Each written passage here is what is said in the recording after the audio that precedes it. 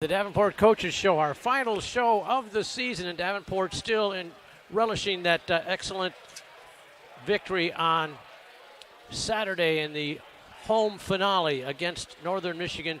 52-31 win. Coach Sparky McEwen joins us now. We've got a special player guest a little later in the show. We'll also, at the end, Sparky will come back. We'll preview the final regular season game at Ferris State against the number one team in the nation, Division II, the Ferris State Bulldogs. But first, let's talk more about this Saturday. Coach, it was a wonderful day for you. You got to play so many guys. You had 32 wonderful seniors you were saying goodbye to, and they went home with a smile. They did. You know, going into that game, we talked about being the last home game, and, you know, these are one of the things that seniors, you know, as a collegiate senior, you remember your last home game. And we wanted to make it special for them and their parents, and they did a great job, you know, but it did not come without a nice fight from, you know, Northern Michigan. I thought we did a really good job against a different offense, okay, and they put their best foot forward, and I thought we stood in there tough, you know, for an offense that we're just not familiar with. I agree. We commented during they did not look like an 0-9 team, Coach. No, and when you go back and look at the tape, you know, they played a lot of teams in our conference for the first half extremely tough because it's just tough to figure out. You know, it's a different brand of football, and I thought our guys did a pretty good job of figuring some things out. But even when figuring some things out, you still got to get people on the ground. And for the most part, we weren't bad, but we put up a lot of points, and we changed some things offensively. And I just, you know, hats off to everybody involved. And like you said, we got a lot of players to play as well. So it was a good day and a good way to go out at home.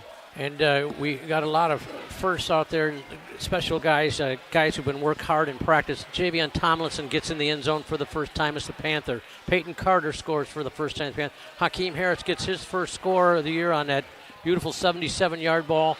Just a lot to feel good about for those guys. It was, and, you know, once again, you know, due to some of the injuries that, you know, has occurred to us, you know, during this tough season of so many road games and, you know, just 11 straight games.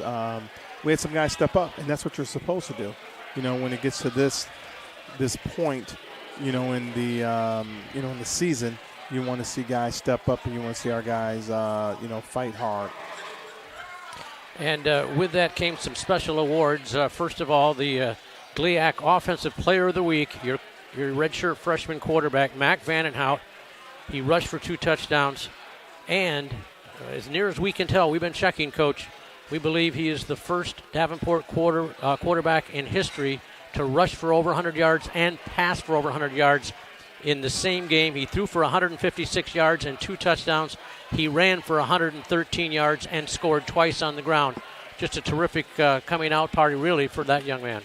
Yeah, it was pretty good. You know, this is something that we've been wanting to do with our offense for some time. And, you know, and I think that, you know, we got some quarterbacks that are dual threats, and just giving them more opportunities to showcase their talents and to be so young and do it at this age, you know, says a lot about him and his competitiveness. And, you know, now that we're capable of opening up the playbook a little more, it gives us more of a chance to, you know, be a little more aggressive and you know, be able to go off script a little bit as well, you know. So it was a little different for us, and it turned out the right way. Well, it wasn't all about the offense. The defense stepped up big, and we got our mouths got tired from saying the name Cameron Grouthouse. That young man who came to us for this 1 year here was incredibly all over the field, really pretty much from start to finish. He finished the game with 25 tackles. Yesterday he was named the GLIAC Defensive Player of the Week, and today it got even better as he was named the National D2.com Player of the Week. Yes, you know, he had, you know, there was specific, you know, directions, and he followed it out to a T.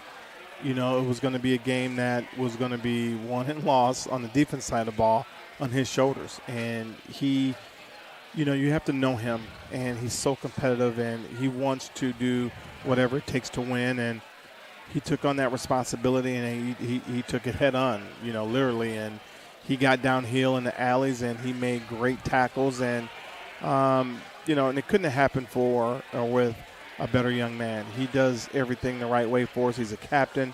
And it goes to show you came here in 1 year and his teammates think a lot of him. And, they named him as, a captain, but congratulations to him and congratulations to the defense, because in order for him to do the things he did, there was a lot of discipline going on with others, whether it was, defensive linemen and linebackers and corners, playing sticky defense, and just gives Cam the opportunity to get downhill and make plays. Cam will join us in our next segment, but a couple of guys that you were referring to.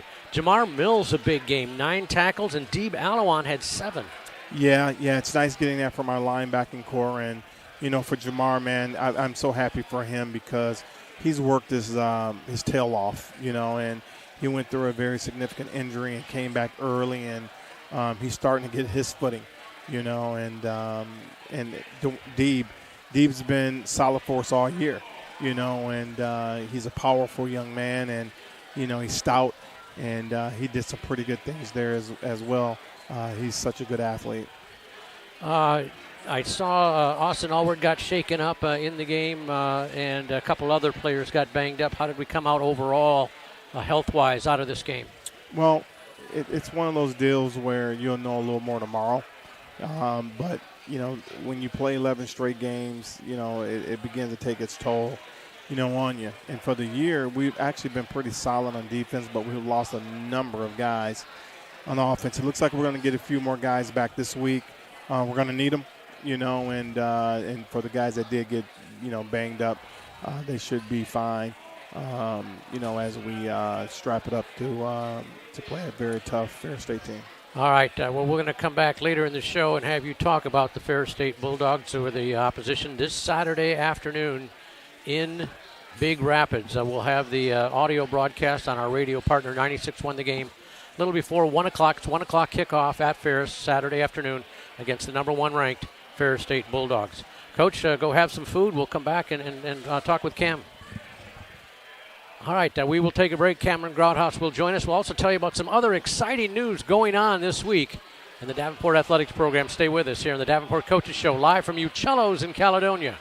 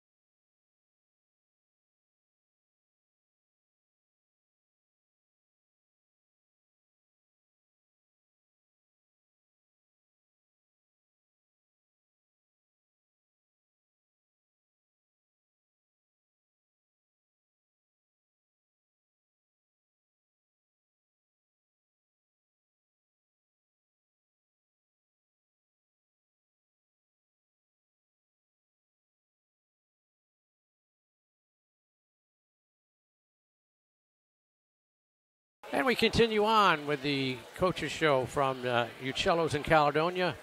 And we're going to take a chance. Again, this is our final show of the season. I want to thank the terrific folks here at Uccello's in Caledonia. Spencer, Mario, of course, the great wait staff.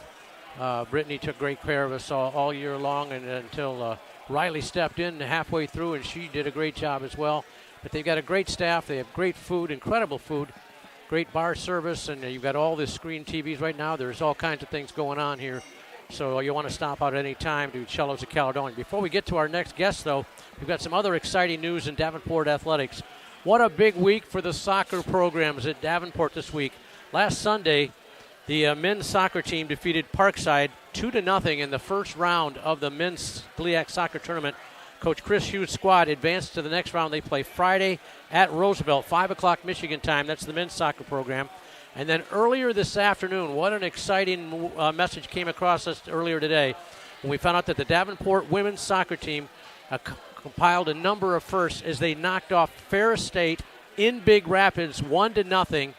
Haley DeKeevers got a goal midway through the second half to decide it for Davenport. Then the goalie and the defense kept them out of the net. Davenport wins it 1-0. It's their first ever win against Ferris State. It's their first ever win in the GLIAC Conference Tournament.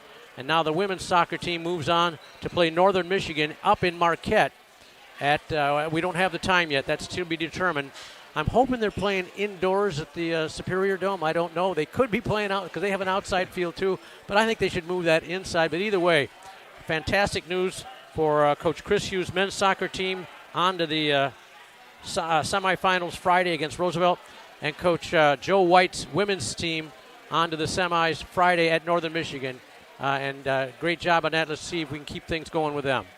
And with that, we will welcome our next guest, Cam Grodhaus, who is here for the second time. That's because he had that phenomenal game. He set a program record with 25 tackles, named the GLIAC Offensive Player of the Week or Defensive Player of the Week yesterday. Today, named the National D2.com Player of the Week across the country with his 25 tackles.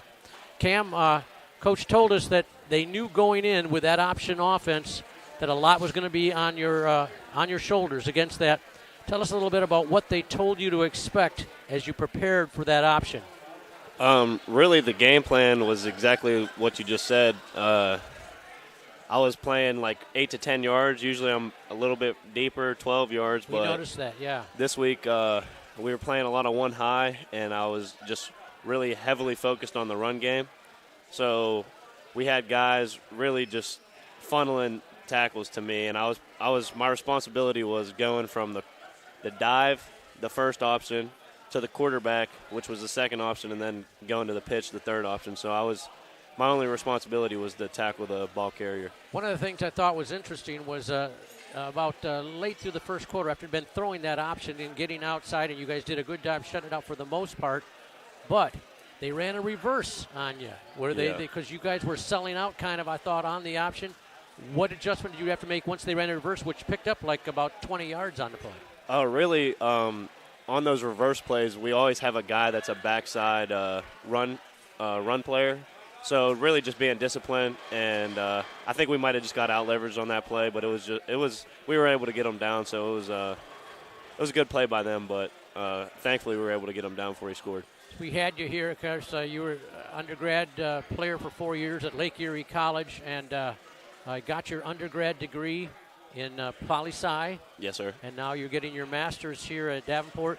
You knew you were only coming here for 1 year, and as you played Saturday, did you have any idea the number of tackles you were totaling up there? Because you not only broke the record, you broke it by 5 of the all-time record at Davenport. Yeah, I didn't have any clue all the way up until I think when I broke the record. Chris Thompson actually came up to me, and he told me, hey, keep playing, but you got the record. And how in the world did Chris know that? I don't know if he had his phone or listening to us. Or yeah, what? He might have been on the live stream or something. Well, that's fantastic. And then today you got the National D2.com.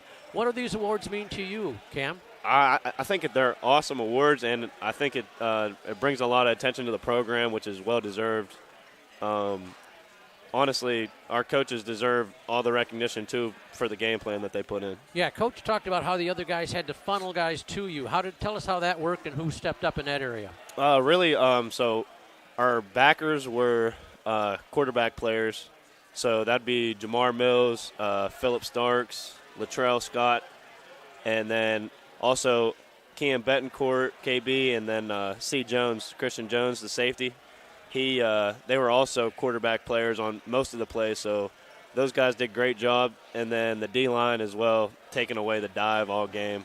And then our corners, they were in man coverage all game. So you mentioned Jamar Mills. He had a season-high 9 tackles, career high for Jamar. He was all over the place also. Sir. Yeah, he was.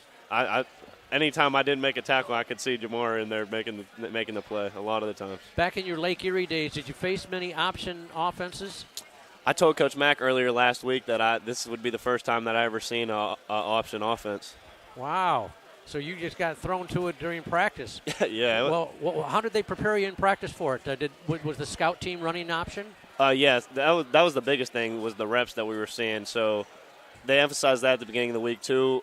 Just the best way to stop the option at practice is to see it reps and just consistently see the reps and just know what responsibility you have every play, because there's a lot of different variations of the option that they were running. So whatever variation they ran, we had different roles. Shout out to the scout team, right? Oh, the scout team did a great, fantastic job last week. Every week they really do, preparing us for the game. Yeah, that's one of the things, Cam, that the average fan probably doesn't think about too much, what the scout team does for you in practice each week. Yeah, it's really hard to explain, too, because a lot of it goes unnoticed, but I think, honestly, here we do a really great job of recognizing those guys for getting, Scout Team Player of the Week, offense, defense, special teams, and that motivates the young guys to push for something every week.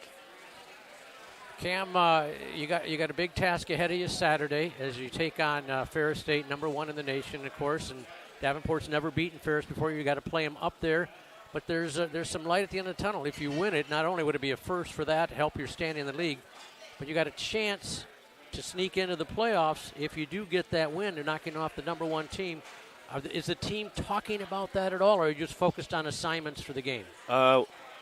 We're definitely just focused on assignments this week, and a big thing that we've been saying all year is just try to go 1-0 every week, and we've really even minimalized that down to 1-0 every day. So as we're preparing for Ferris State, which is a really good team, we just got to take it step by step throughout the week, and then Saturday after the game, clock hit 4 zeros. Hopefully, we come out with a victory. Was the family watching back at home, or were they able to get up here for Saturday's game? I actually had 11 family members, friends in the stands. Oh, that's fantastic! Yep. What a thrill for them to see you not only play, but play incredibly well and set a program record with that.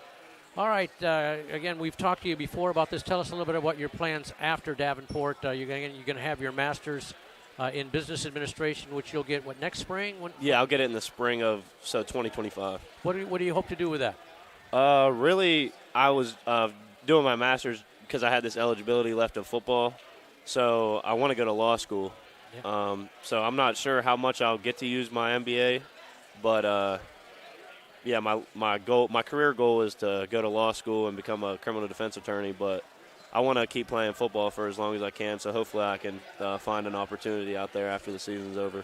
Yeah, there are always opportunities out there for young men dedicated and talented like you. Cam Grothaus, it's been, again, as we told you before, it's been a thrill having you. We wish we could sneak you away and keep you for a couple more years, but the 1 year we had you, we're grateful for. Fantastic job. GLIAC Player of the Week on the defensive side, National D2.com Player of the Week for the record-breaking 25 tackles against Northern Michigan on Saturday. Go have some food. We'll talk to you again. Thank you very much. Cam Grothaus. We'll come back. Sparky will come back and join us one more time to talk more about this Ferris State team. Davenport plays Saturday in the season finale coming up this Saturday afternoon.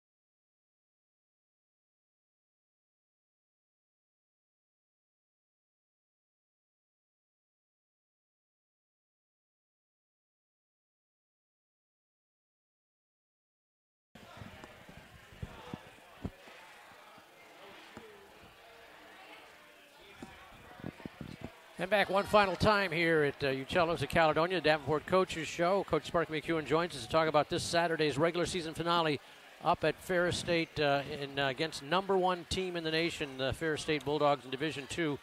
Sparky, you know as well as anybody that Ferris has been a national power ever since Tony Anise went up there. Talk about this year's team, how maybe they're similar to previous Ferris State teams, and maybe where they're doing things a little differently. They're good, obviously, but they are different. He continues to evolve with the talent that he gets there, and the quarterback play right now is, and I've said this, I think he's one of the better quarterbacks that Tony's had there. That's Trinidad Chambliss, yep. And, he's able to hurt you with his feet, and he's able to hurt you with his arm. I see, it looks like to me that his leadership has come a long way. His poise. He's got great feet in the pocket, and they're doing some different things in the run game with him as well. So, it's a different type of dual threat for Tony than what he's used to. So now you still have some of the quarterback runs that were, power runs. Now it's gone to the same style of power runs, but now he's added to the arsenal tremendous feet, the ability to elude passers, and they have different draws set up for him, and it's a different Ferris offense from that standpoint. And then they've changed defensively as well. So, a lot of credit to them that they continue to try to find a way to improve on just getting better, every week, every year, with different talents. But it's a very talented coaching staff that gets it, that understands the college landscape, and it's forever evolving, and hats off to not only that coaching staff, but to the administration. And right now it just seems like it's just one big team effort in making sure that program stays at an elite level, So, but it's understood, and as a coach, you can appreciate, seeing that, and we look forward, to going in that ball game and putting our best up, against their best. And our guys are actually pretty excited to play in this football game. So we got a little more work to do before we feel, good about the game plan. To Sparky's point about quarterback Trinidad Chambliss, he's thrown for 18 touchdowns, rushed for another 13, combined 31 touchdowns, passing and running the football. I swear that Tony grows quarterbacks in a field out behind Top Taggart Field there somehow, because he's got them all the time. But again, now as you're playing Ferris State, I mentioned, I touched on it with Cam, and we've talked a little bit about it, Coach, and that is the fact that, yeah, you're trying to beat Ferris for the first time ever, but there's a chance if you do pull off a win on Saturday afternoon, you could get in the D2 playoffs. And you don't know for sure till all the points and all the results come in, but at least you'd have a chance with a win. Well, when you sit here with 3 losses and, 2 of the teams that have 3 losses, Saginaw Valley and Central Missouri, it makes it kind of tough. It really does, to, leapfrog them, to get into the tournament. Do they have different formulas where you could potentially get in? Probably, but, that's over my pay scale and too hard. I got enough problems in trying to figure out how, just to get my guys to focus on practice and things like that than to worry about getting in the tournament at this time. We just want to continue to get better every day and go out and fight for this Calder Cup, because, we talked about that and having history, become history here, starting with this group and possibly winning the Calder Cup. Yeah, if you're not familiar with that just was announced this year. The Calder Classic is now the annual matchup in football between Davenport and Ferris State. 2 teams will play alternately, and they actually have a trophy, I understand, that they're going to be presenting to the winner each year. And they'll alternate right now as they do between home sites, but there's a talk that it will eventually be moved downtown to Grand Rapids, maybe at that new soccer stadium that's being built for a neutral site. I don't know. Probably. I just know it's exciting because when you think about the Anchor Bone Trophy that's played between Ferris State and Grand Valley, what an exciting, competition they have for that. And I was part of that whole thing back there when I was a Bulldog, and for players, it's awesome, because as an alumni, you get to come back and say, hey, man, you took part in one and you won one. And Coach Mack, my son, he was able to take part in it and win a couple, I think. So we talked about it in that way. It's a fun, rivalry, and, it's a really, competitive school to the north, 50 minutes, and here we are down here just south of them, and our hopes is that, the way it becomes a rivalry, you got to win one, and, what better way to start it by winning the first one. So the boys have come out. The boys are excited.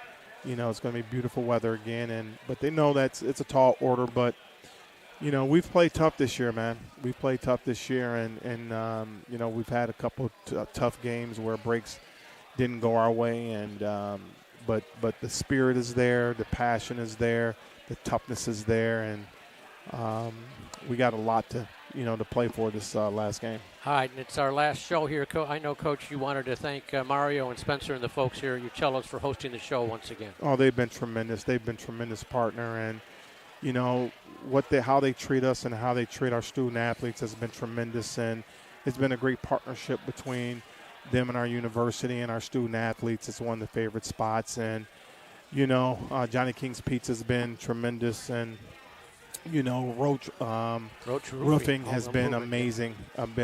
So we've got so many people that look out and love our student athletes, and my hat goes off to them, and I'm just very appreciative for what they've done for me in my career here in West Michigan.